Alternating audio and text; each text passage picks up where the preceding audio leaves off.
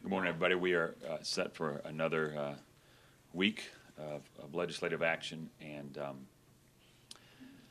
the budget, of course, is still a major concern, and we suspect we'll be seeing that from the House here in a few days. The House did pass us quite a few bills on crossover day that we will begin working on. Today's calendar is somewhat light, and we're dealing with an interior design bill, I think a couple of urging resolutions, nothing major, but the committees are back underway. We had a few committee meetings this morning.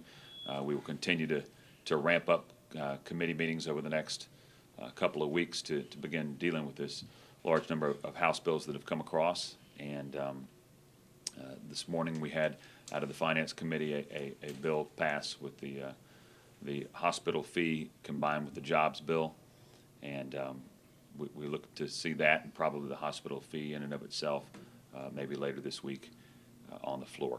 And to talk about these issues or anything else, I also have the President Pro Tem of the Senate here, and I'll let him make a couple of statements as well. Obviously, we're trying to balance a budget that's it's very tough to put together. Balancing the budget requires the fee bill and the hospital bill to pass. So we're working the numbers right now and trying to get the budget. The House is working on a budget which includes both the fee bill and hospital bill, so it's imminent that we pass both of these bills. We've got a few other bills on the calendar that we'll take up this week. Obviously, we lost one of our former senators, so we're all going up tomorrow to that memorial service, and then back in on Thursday with a little heavier load. Do you have any I understand that today all the subcommittee appropriations hearings on the House side were canceled. I have no knowledge. They've told us they'd get us a bill out by the end of the week, so we're looking to get the 11 budget. We also, our appropriations chairman lost his sister yesterday, so it makes it hard for us to conference on the 010 or 11 budget without appropriations chairman here. So we've had some tragedies that may delay things a little bit, but we're still working on getting out, mid-April. Tommy, will the legislature still be in session tomorrow, even though the Senate is Yeah, getting that? we're coming in, and we'll take up a couple of bills, and then we'll have some committee meetings in the morning, take up a few bills, go to the funeral, and then back that tomorrow afternoon for some more committee meetings. So you'll still officially be in session? Right, yeah, we are in session. Now, I believe I lost track of things on the Senate side last week. I believe you're on the conference committee, transportation conference committee now. Is that I am, and we've talked to a few members with the House and of course the Lieutenant Governor about a possible solution to looking at what the House has done and trying to get some agreement on what we could get out of both sides.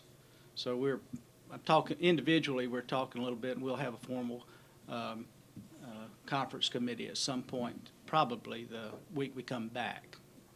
When you say you're looking at what the House has done, does that mean Well, with the governor's bill or? the governor's bill that the House has amended some of the things they've done. We like some of the things. I mean, I'm not saying I'm just me personally, but some of the things that I think they've gone a little bit too far in a few areas. But we're trying to come up with a bill that we can all agree to. Mr. Senator, the governor's folks are still saying that the local opt-out is a deal breaker for them. Where are you on that? Well, I happen to agree with the governor, but I do think there should be some sort of opt-in. And my thoughts, and these are preliminary thoughts, is that you could go with the governor's bill, but at least have a majority of the counties in a particular region have to sign off before the vote goes forward.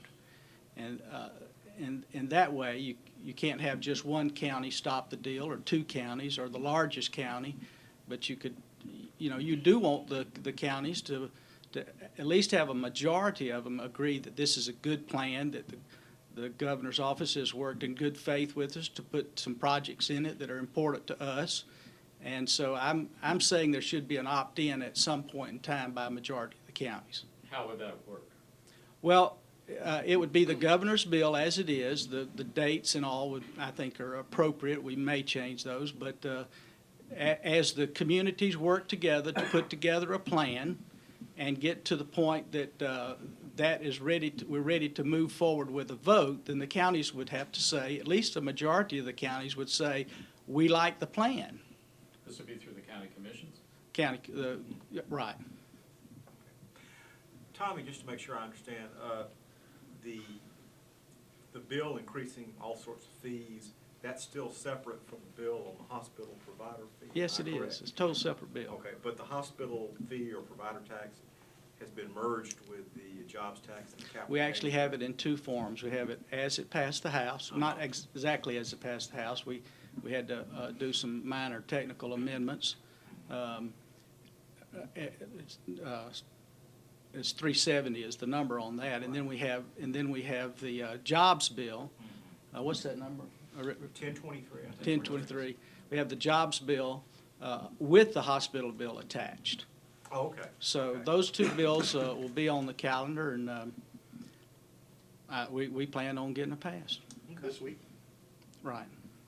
Back to the transportation funding plan, when you say the county commission would have the option of opting in, does that also mean they have the option of opting out? Well,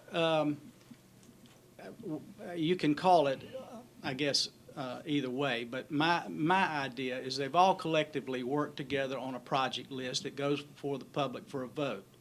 Now, before the vote actually takes place, at least the half of the counties, or a simple majority, would have to say, we approve the plan.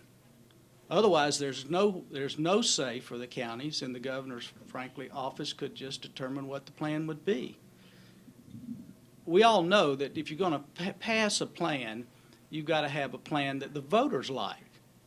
So we think they're all going to work together in good faith to come up with a plan that will do those roads and bridges and transportation instruments that are beneficial to the public and beneficial to the state. But at the end of the day, the counties need some say in whether the plan goes forward.